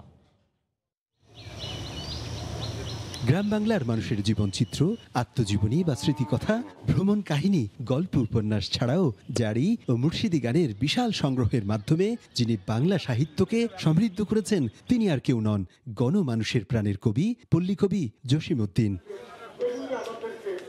১৯০৩ সালের ১ জানুয়ারি ফরিদপুরের তাম্বুলখানা গ্রামে জন্ম নেয়া কবির লেখনীতে প্রজন্মের পর প্রজন্ম ধরে পাঠকরা বুঝতে পারেন গ্রাম বাংলার চিরায়ত অসাম্প্রদায়িক সংস্কৃতির ধারক ও বাহক ছিলেন কবি জসিমউদ্দিন। বাংলা সাহিত্য নিয়ে কবির চাওয়া পাওয়া কিংবা মান অভিমান নিয়ে সময় সংবাদের সঙ্গে খোলামেলা কথা বলেছেন জার্মানিতে বসবাসরত কবির ছেলে, গবেষক ও ভূতত্ত্ববিদ এবং পরিবেশ বিজ্ঞানী ডক্টর জামাল আনোয়ার। কবিকে এখন পর্যন্ত সত্যিকারের মূল্যায়ন করা হয় নাই। যেমন আজকে 4 বছর ধরে কবির যে পল্লী মেলা হতো, জসিম পল্লী মেলা, সেটা এই সরকার বন্ধ করে দিছে। এবং অত্যন্ত দুঃখজনক যে তার জন্য যে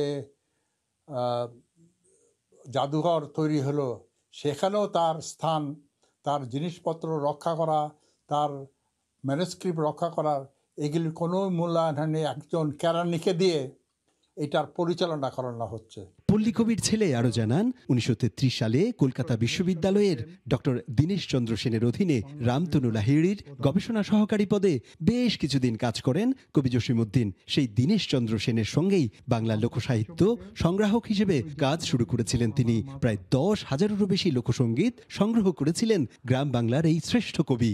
আমি আশা করব আজকে বাংলাদেশের জনগণ কবির বই পুস্তক সংগ্রহ করুক, কবিকে যেন মূল্যায়ন করুক।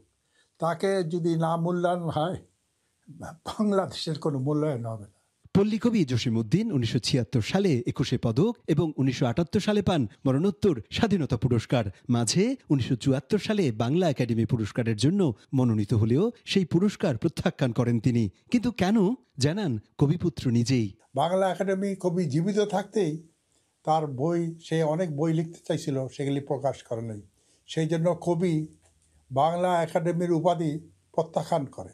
বাংলা সাহিত্যের উৎকর্ষতার জন্য কবির সব রচনাসমূহ স্বপ্রণোদিত হয়ে সংরক্ষণের দায়িত্ব নেবে রাষ্ট্র, এমনটাই প্রত্যাশা কবির পরিবারের সদস্যদের।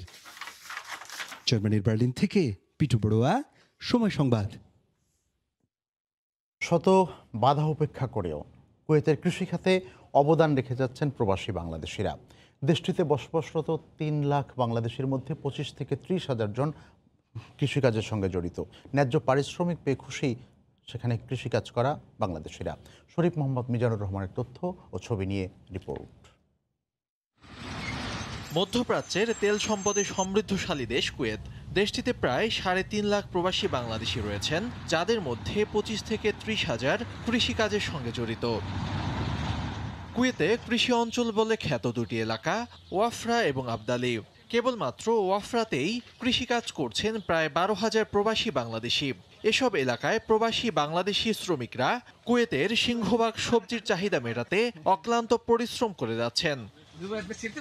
কৃষকরা উৎপাদন করছেন ফুলকপি, লাউ, বাঁধাকপি, পালং শাক সহ নানা ধরনের সবজি। প্রচণ্ড গরমের সময়ও বিশেষ পদ্ধতি ব্যবহার করে শীতকালীন সবজি উৎপাদন করছেন প্রবাসী বাংলাদেশিরা। দেশীয় সবজি উৎপাদন করতে পেরে এবং ন্যায্য পারিশ্রমিক পেয়ে খুশি প্রবাসীরা। তবে আরও জনবল থাকলে বেশি পরিমাণ সবজি উৎপাদনের মাধ্যমে কুয়েতের কৃষি বাজারে বাংলাদেশিদের অবস্থান শক্তিশালী হতো বলে মত প্রবাসীদের। এখানে লোকের অনেক প্রয়োজন, লোকের অভাবে অনেক সবজি নষ্ট হয়ে যেতে আছে। আমাদের এখানে বহুত সবজি গাছ আছে, কিন্তু একমাত্র লোকের কারণে কুয়েতে লোকের অনেক অভাব, যার কারণে আমরা সবজি ফল উঠাইতে পারতেছি না, বিক্রি করতে পারতেছি না। আমরা বাংলাদেশ থেকে যেন আমাদের কি কয় নতুন নতুন শ্রমিক আসতে পারে এবং দক্ষ শ্রমিক আসতে পারে, এখান থেকে যেন আমরা ইনকামের মাত্রাটা আরো বাড়াইতে পারি। ছুটির দিনগুলোতে সবুজের ছোঁয়া পেতে অন্যান্য এলাকায় বসবাস করা প্রবাসী বাংলাদেশিরা ছুটে যান 200 কিলোমিটার দূরের কৃষি অধ্যুষিত অঞ্চলগুলোতে। সময় সংবাদ। 2 দিন অনুশীলনের পর শনিবার বেশ ফুরফুরে মেজাজে সময় কাটিয়েছেন টাইগাররা। এদিন কোনো অনুশীলন করেননি তারা। কুইন্সটাউনে জেট বোটিং করেছে বাংলাদেশ ক্রিকেট দল, আর কুইন্সটাউন হিলে বাঞ্জিং জাম্পিং করেছেন তাসকিন আহমেদ।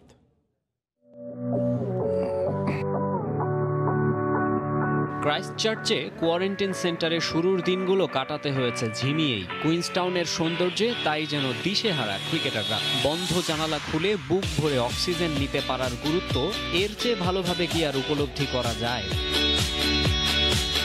পাহাড়ের কোলে গা এলিয়ে দেয়া, প্রকৃতির পরম মমতায় নতুন করে আবিষ্কারের চেষ্টা নিজেদের। 20 মার্চ শুরু হতে যাওয়া ওয়ানডে সিরিজে ক্রিকেটার সত্তার স্বতঃস্ফূর্ত বহিঃপ্রকাশ চাই, নইলে নিজেদের মাটিতে ভয়ঙ্কর কিউইরা গুড়িয়ে দেবে টাইগার শিবির। তাই মানসিকভাবে থাকা চাই শান্ত। নাজমুল হোসেন শান্ত সেটা বোঝেন নিশ্চয়ই, তাই আপাতত জেট বোটিংটা উপভোগ করছেন। জলধারায় এগোতে থাকে স্পিড বোট। মিরাজ সাইফুদ্দিনরাও যেন আমোদে নাবিক। কোয়ারেন্টিনের পর এরকম একটা ভালো প্র্যাকটিস ফ্যাসিলিটিস পেয়েছি আমরা, তো এটা আমাদের প্রিপারেশনের জন্য অনেক হেল্প করতেছে। আর প্র্যাকটিস ফ্যাসিলিটির মধ্যে আমরা যেরকম উইকেট পাচ্ছি, গতদিন আমরা সেন্টার উইকেটে ব্যাটিং করেছি, তো এই জিনিসগুলি আশা করি আমাদের প্রিপারেশনের জন্য অনেক কাজে দেবে। প্র্যাকটিস আমি এখানে এনজয় করার চেষ্টা করতেছি, আর এর আগে আমি এখানে আসছি, তো আমার জন্য এই ওয়েদার সিচুয়েশন সব কিছু অনেক কমফোর্টেবল। তাসকিন আহমেদ সবাইকে ছাড়িয়ে পাহাড়ের সামনে ছবি তোলা আর বোটিংয়েও মন ভরেনি তার। বাঞ্জি জাম্পিংটাও তাই বাদ রাখলেন না। ছবির মতো সুন্দর কুইন্সটাউনে শূন্যে ভেসেছেন, হাত তুলে জানিয়েছেন পেরেছি, যা করতে চেয়েছি। মাঠের লড়াইয়েও মনের ভয়কে উতরে যেতে চাইবে টাইগাররা। 14 দিনের কোয়ারেন্টাইন আমাদের জন্য একটা ডিফারেন্ট এক্সপিরিয়েন্স ছিল, তো এটা শেষ করার পরে আমরা অলরেডি 2 দিন প্র্যাকটিস করেছি এবং প্র্যাকটিস ফ্যাসিলিটিস এবং সব কিছু অনেক কিছুই মানে অনেক সুন্দর। তো আজকে আমাদের অফ ডে ছিল, আমরা টিমের সবাই কিছু ফান অ্যাক্টিভিটিস করলাম, তো খুব ভালো লাগছে। রুদ্ধদ্বার কোয়ারেন্টিনের কঠিন নিয়ম। মাঠের ক্রিকেটাররা বন্দী ছিল ঘরে। দেশের মাটিতে ওয়েস্ট ইন্ডিজের দ্বিতীয় সারির দলের বিপক্ষে টেস্ট সিরিজে হোয়াইট ওয়াশ হওয়া দলটা এমনিতেই নিউজিল্যান্ডে গেছে একরাশ হতাশা নিয়ে। সবকিছুর পর এই ডে আউট তাদেরকে নতুন উদ্যমে এগোতে সাহায্য করবে। মাকসুম আলম খান, সময় সংবাদ। শনিবার থেকে শুরু হয়েছে বাংলাদেশ জাতীয় ফুটবল দলের ক্যাম্প। প্রথম দিন রিপোর্টিং করেছেন 27 জন ফুটবলার। অধিনায়ক জামাল ভুঁইয়া ছাড়া বাকিরা যোগ দেবেন রোববার। যোগদান করা সকল ফুটবলার করোনা টেস্টে উত্তীর্ণ হয়েছেন। নেপালে ত্রিদেশীয় সিরিজ জয়ে আত্মবিশ্বাসী পুরো দল। ফাহিম, রহমত, রাফি, সোহাগরা একে একে হোটেলে প্রবেশ করলেন। মাস্কের কারণে হয়তো হাসিমাখা মুখখানি দেখা গেল না। করোনা টেস্টে উত্তীর্ণ হয়ে দীর্ঘদিন পর ক্লাব ক্যাম্প ছেড়ে জাতীয় দলের ক্যাম্পে ওঠায় বাকিদের আনন্দও ছিল অভিন্ন। লক্ষ্যটা হিমালয় কন্যা নেপাল জয়। সময়ের কারণে গুরুত্বপূর্ণ হয়ে উঠেছে ত্রিদেশীয় সিরিজ। এএফসি থেকে উড়ে এসেছে বাণী, বিশ্বকাপ বাছাই পর্বের বাকি 3 ম্যাচ খেলতে হবে কাতারেই।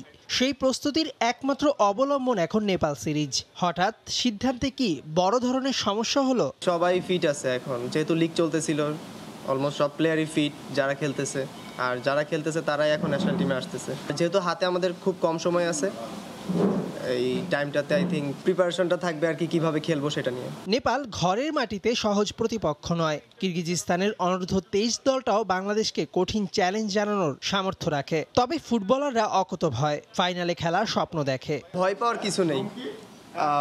এগেনস্ট টিম ভালো হলে আরও আমাদের ইন্সপিরেশনটা বেড়ে যায় যে ভালো টিমের এগেনস্টে ভালো খেলতে হবে, আর ভালো টিমের এগেনস্টে খেলতে পারলে ভালো লাগে, ভালো পারফর্ম করা যায়। মানসিক চাপ থাকে একটা, তারপরে এত বড় একটা দায়িত্ব, দেশের প্রতিনিধিত্ব করা। আমি চেষ্টা করবো আমার যতটুকু মেধা আছে সেই মেধা দিয়ে চাপটাকে কন্ট্রোল করা। প্রথমবারের মতো জাতীয় দলের ক্যাম্পে উঠে নবীনদের অনুভূতিটা অন্যরকম, সুযোগটাকে পরিণত করতে চান। জাতীয় দল মানেই সবসময় স্পেশাল, একটা কাঁধের উপরে একটা দায়িত্ব এসে পড়ে। আমরা সবাই চেষ্টা করি জাতীয় দলের হয়ে ভালো কিছু করার। গোল খাওয়া পরে তো আগে যদি আমরা স্কোর করতে পারি তো this is good for us.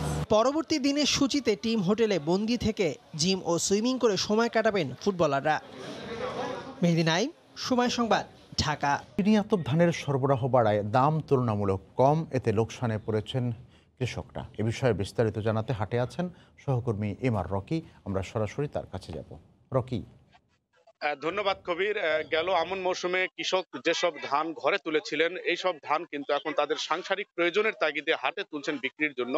তবে হাটে এসে কৃষকরা অনেকটাই হতাশ আমরা এখানে লক্ষ্য করছিলাম, কারণ বিগত কয়েকদিনের ব্যবধানে এইসব হাটগুলোতে কিন্তু ধানের যে দর তা কিন্তু 20 থেকে 50 টাকা পর্যন্ত ওঠানামা করছে। বিশেষ করে চিনি আতপ যে ধান রয়েছে, এই ধানের সরবরাহটা এই হাটগুলোতে এখন সবচেয়ে বেশি হচ্ছে, কিন্তু সেই তুলনায় সরবরাহের জায়গায় কিন্তু দরের জায়গাটায় 50 থেকে 100 টাকা পর্যন্ত আমরা এখানে কম দেখতে পাচ্ছিলাম।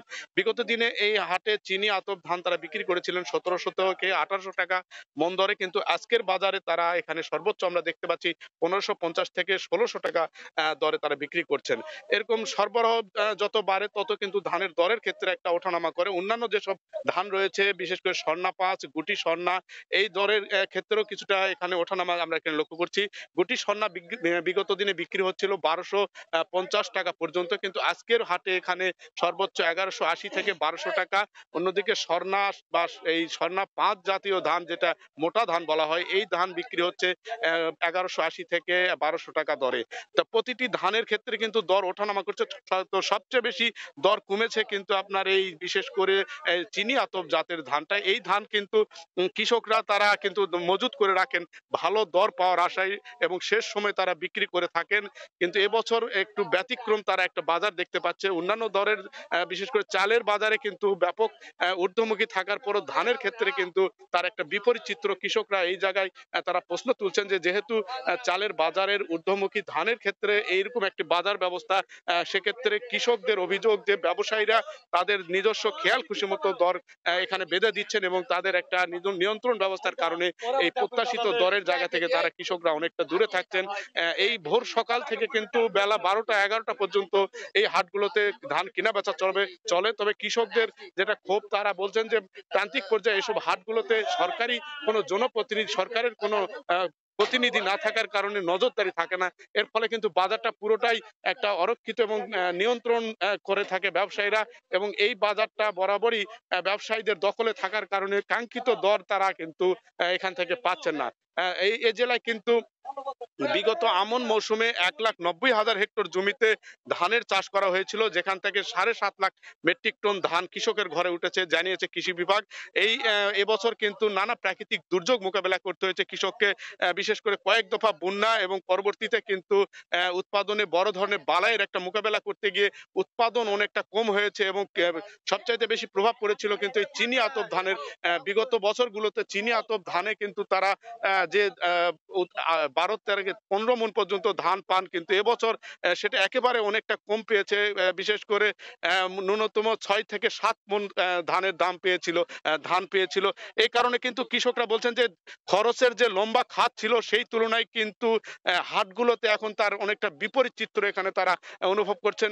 এবং তাদের যে প্রত্যাশা থাকে, তাদের যে একটা আয় ব্যয়ের হিসাব থাকে, সেই হিসাবে তারা কিন্তু এখন মিলাতে পারছেন না।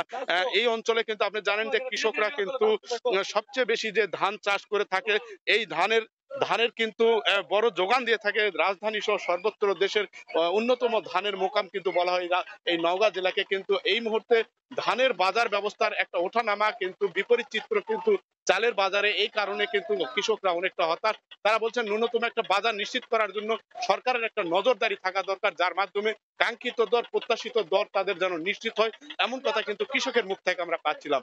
তো খুবই এই ছিল নওগাঁর এই প্রান্তিক পর্যায়ে ধান কেনা বেচার খবর আমার কাছে। নওগাঁ থেকে ধানের কেনাকাটার খবর জানাচ্ছিলেন এমআর রকি। এর পাইকারি বাজারে পেঁয়াজের দাম 50 টাকায় ওঠার পর আবার কমতে শুরু করেছে। ভারতীয় পেঁয়াজের সরবরাহ বাড়ায় দুদিনেই কেজিতে দাম কমেছে 3 থেকে 5 টাকা পর্যন্ত। পাইকারদের দাবি মুড়ি কাটা পেঁয়াজের সরবরাহ কমে আসায় দাম বেড়েছে। দেশি রাখি পেঁয়াজ বাজারে উঠলে দাম কমার আশা তাদের। খুচরা বিক্রেতাদের অভিযোগ, রমজান সামনে রেখে নানা অজুহাতে আগেভাগেই দাম বাড়ানো হচ্ছে। হাজিরা শেউলির রিপোর্টে বিস্তারিত। কখনো সরবরাহ ঘাটতি, কখনো ভারতের পেঁয়াজ রপ্তানি বন্ধের সিদ্ধান্তের মতো নানা সংকটকে পুঁজি করে সিন্ডিকেটের কারসাজিতে যখন তখন লাগামহীনভাবে বাড়ে নিত্য প্রয়োজনীয় এ ভোগ্যপণ্যের দাম। ঘাটতি নিরসনে দেশি মুড়ি কাটা পেঁয়াজের ব্যাপক আবাদের পাশাপাশি চীন, তুরস্ক ও মিশর থেকে আমদানিতে গেল নভেম্বর থেকে বাজার স্থিতিশীল হয়। দাম কমে 25 থেকে 30 টাকায় থাকে, কিন্তু এক সপ্তাহের ব্যবধানে হঠাৎ করে ঝাঁঝ বাড়ে পেঁয়াজের। দাম বেড়ে পাইকারিতে প্রতি কেজি 46 থেকে 48 ও খুচরা পর্যায়ে বিক্রি করা হয় 50 থেকে 55 টাকায়। 10 দিন আগে এক পালা নিলাম 150 টাকা, 30 টাকা করে, আর আজকে নিলাম 210 টাকা। মুড়ি কাটা পেঁয়াজটা তো সিজন শেষ, সেজন্য আর কি এখন শর্ট আছে একটু মাল। এখন আবার ওই যে আলি পেঁয়াজটা আসতেছে, আলি পেঁয়াজটা আসলে আপনি কমে যাবে দাম। এদিকে 1 মাসের বেশি সময় বন্ধ থাকার পর ভারতীয় পেঁয়াজ আমদানি শুরু হওয়ায় দাম পড়ছে। শ্যামবাজারে পাইকারি আড়তে 3 থেকে 5 টাকা কমে প্রতি কেজি দেশি পেঁয়াজ 35 থেকে 37 টাকা এবং কারওয়ান বাজারে 42 থেকে 44 টাকায় বিক্রি হচ্ছে। গভর্নমেন্টের ওই আইপি বন্ধ করে দেওয়ার জন্য মূলত দামটা বাড়ছে। সপ্তাহে আমাদের 10 টাকা বেড়ে গেছিল, এখন আবার কালকের থেকে আজ 5 টাকা কম, এখন কমার সম্ভাবনা বেশি। যদিও খুচরা বিক্রেতারা বলছেন মোকামে পেঁয়াজের কমতি না থাকলেও নানা অজুহাতে দাম বাড়ানো হয়। পাইকারি মার্কেট থেকে ওরা ইচ্ছাকৃতভাবে বাড়াইতে পারে, যথাসময়ে তারা পেঁয়াজ পাচ্ছে না, এই ধরনের নানা অজুহাত। দেশে বছরে পেঁয়াজের চাহিদা 24 লাখ টন, এর মধ্যে প্রায় 30% চাহিদা মেটানো হয় আমদানি করে, যার সিংহভাগ আসে ভারত থেকে। হাজিরা শিউলি, সময় সংবাদ, ঢাকা। নৈসর্গিক সৌন্দর্যের পার্বত্য জেলা খাগড়াছড়ি শহরের প্রাণকেন্দ্রে রয়েছে জেলা পরিষদের হর্টিকালচার পার্ক। এখানকার প্রাকৃতিক পরিবেশ, পাহাড়, ঝর্ণা, লেক, ঝুলন্ত সেতু, নানা ধরনের ফুল ও বন্য পশু পাখি পর্যটকদের বিমোহিত করে। পাশাপাশি ক্ষুদ্র নৃগোষ্ঠী সম্প্রদায়ের বর্ণিল সংস্কৃতি পর্যটনকে আরও আকর্ষণীয় করে তুলেছে। জিতেন বড়ুয়ার তথ্য ছবি নিয়ে রিপোর্ট। প্রায় 10 একর পাহাড়ি ভূমির প্রাকৃতিক সৌন্দর্যকে ঠিক রেখে 2010 সালে অপরূপ সৌন্দর্য মণ্ডিত খাগড়াছড়ি জেলা পরিষদ পার্কটি তৈরি করা হয়। এখানে রয়েছে ঝুলন্ত ব্রিজ, লেক, ঝর্ণা, লাভ পয়েন্ট, ছোটদের জন্য রেলগাড়ি, নৌকা ভ্রমণ ও নাগরদোলা সহ বেশ কিছু চিত্ত বিনোদনের সুযোগ। রয়েছে শতাধিক বিভিন্ন ফলের গাছ। তাছাড়া পার্কে পাবেন পার্বত্য এলাকার ঐতিহ্যবাহী খাবারের দোকান, স্টল ও পিঠার দোকান। পার্কের পরিবেশ ও সৌন্দর্য দেখে মুগ্ধ এখানে ভ্রমণে আসা পর্যটকরা। বাংলাদেশে এত সুন্দর জায়গা আছে, কখনো জানতো না। That's a great place. আসতে আসতে অনেকগুলো দৃশ্য ভালো লাগলো। আমাদের উঁচু উঁচু পাহাড়ি এলাকা, এটা ওয়ান অফ দ্য বেস্ট রাস্তা। আমার মনে হচ্ছে যে মালয়েশিয়ায় আমি ঘুরে বেড়াচ্ছি। বাচ্চাদের জন্য অনেক কিডস রয়েছে, আর বয়স্কদের জন্য নিরিবিলি হাঁটার পরিবেশ রয়েছে। বিশ্বের বিভিন্ন দেশে ক্ষুদ্র নৃগোষ্ঠীর সংস্কৃতিকে কাজে লাগিয়ে কমিউনিটি ট্যুরিজম গড়ে উঠলেও বাংলাদেশে এখনও তা চালু হয়নি। এতে করে পাহাড়ে ভ্রমণ করতে আসা পর্যটকরা এই সুযোগ থেকে বঞ্চিত হচ্ছেন। পাশাপাশি স্থানীয় অর্থনীতি ও পর্যটন সম্ভাবনাও পিছিয়ে যাচ্ছে। কমিউনিটি ট্যুরিজম যদি আমাদের খাগড়াছড়িতে যদি এটি আমরা শুরু করি, তাহলে যে খাগড়াছড়িতে যে স্থানীয় জনগণের এবং তারা বিশেষভাবে উপকৃত হবে এবং অর্থনৈতিক কর্মকাণ্ডে আরও সম্পৃক্ত হবে। তবে জেলা প্রশাসন বলছে পর্যটকদের আকর্ষণ বাড়াতে কাজ করছে। আলুটিলায় আমরা পাশাপাশি দুটো যে পাহাড় আছে, সেই পাহাড় দুটোকে কানেক্ট করে একটা স্টিল সেতু করছি। সেই সেতুতে দুটো গ্লাস ব্যালকনি থাকবে, যাতে 360 ডিগ্রি ভিউ একজন পর্যটক পেতে পারেন। প্রতিদিন সকাল 9টা থেকে 6টা পর্যন্ত স্থানীয় ও বিভিন্ন জেলা থেকে আগত পর্যটকদের পদচারণায় মুখরিত থাকে পার্কটি। সমসংবাদ, খাগড়াছড়ি। জেলার আব্দুল্লাহপুরে ড্রাগন ফল চাষ করা হয়েছে। ভোর থেকে সেখানে চলে বাগান পরিচর্যা। এ বিষয়ে জানাতে সেখানে আছেন সহকর্মী নাসিরউদ্দিন উজ্জ্বল। আমরা সরাসরি তার কাছে যাব। উজ্জ্বল,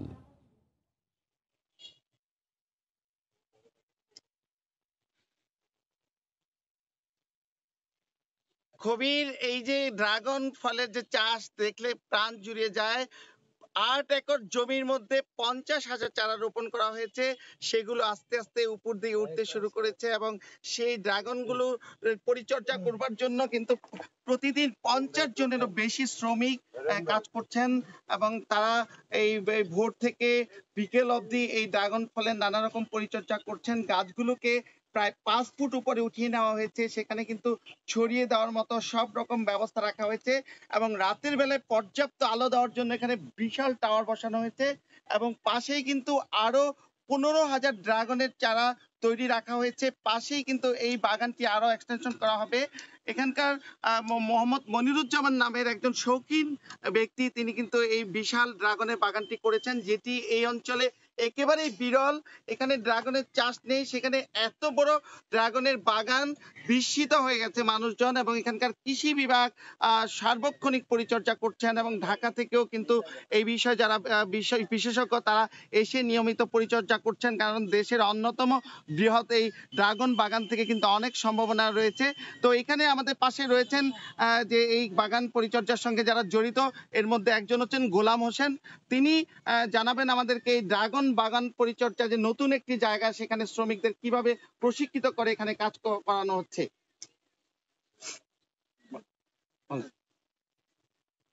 বিসমিল্লাহির রহমানির রহিম। এই বাগানটি করছেন মোহাম্মদ মনিরুজ্জামান। 8 একর জায়গার মধ্যে এখানে প্রায় 50,000 চারা আছে। এখানে কৃষি বিভাগ থেকে পরিচর্যা করে প্রশিক্ষণ দেওয়া হয়েছে। তারা আমাদের এখানে প্রায় 30-40 জন শ্রমিক প্রতিদিন কাজ করে।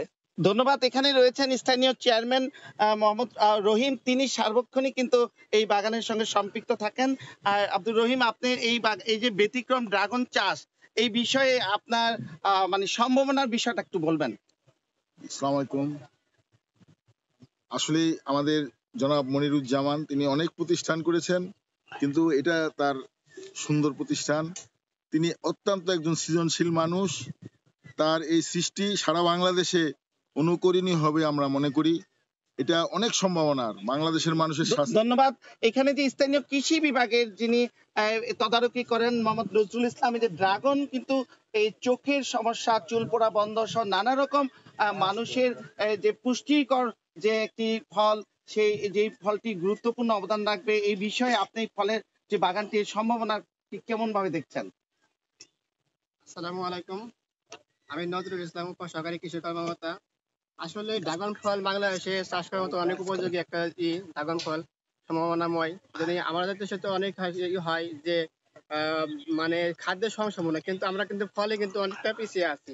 আমরা যদি ফল মানে উৎপাদন করতে পারি, তাহলে কিন্তু আমাদের দেশের মানুষ কিন্তু মানে স্বাস্থ্য ভালো থাকবে, যেমন নিরাপদ। যদি ধন্যবাদ আপনাকে। তো যে এমনটি বলছিলেন যে কৃষি কর্মকর্তা এবং এই বাগানের সঙ্গে যারা তদারকি করছেন, যে এই বাগানটি নিয়ে কিন্তু একটা বড় কর্মযজ্ঞ এবং এই অঞ্চলে যে ফলের চাহিদা সেটিকে মেটাবার জন্য এবং এই যে এই অঞ্চলের মানুষের যে ফলের অভাব আছে এবং সেটিকে পূরণ করবা এবং এই যে ড্রাগন ফল সেটি যে নতুন ভাবে এই এলাকার মানুষের মধ্যে জনপ্রিয়তা সৃষ্টি করলে কিন্তু অনেক যেসব পতিত জমি রয়েছে সেখানে এই ড্রাগন চাষ করা সম্ভব হবে এবং এটা দেখে থেকে কিন্তু অনেক চাষি ইতিমধ্যেই অনুপ্রাণিত হয়েছেন বলে স্থানীয় কৃষি বিভাগ জানিয়েছে। এই ছিল ড্রাগন ফল বাগানের সর্বশেষ খবর। মুন্সিগঞ্জ থেকে জানাচ্ছিলেন নাসির উদ্দিন উজ্জ্বল।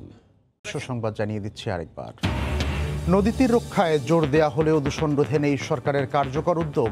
নানা রোগে আক্রান্ত স্থানীয়রা, সিটি কর্পোরেশন ও ওয়াসার সমন্বয়ে চলছে ইটিপি বসানোর কাজ।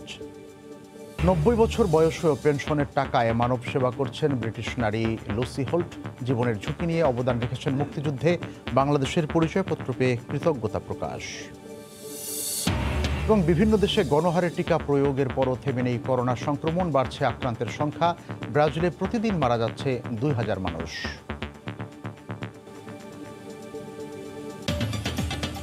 এই ছিল ভোরের সময়ে, সঙ্গে থাকুন সময়।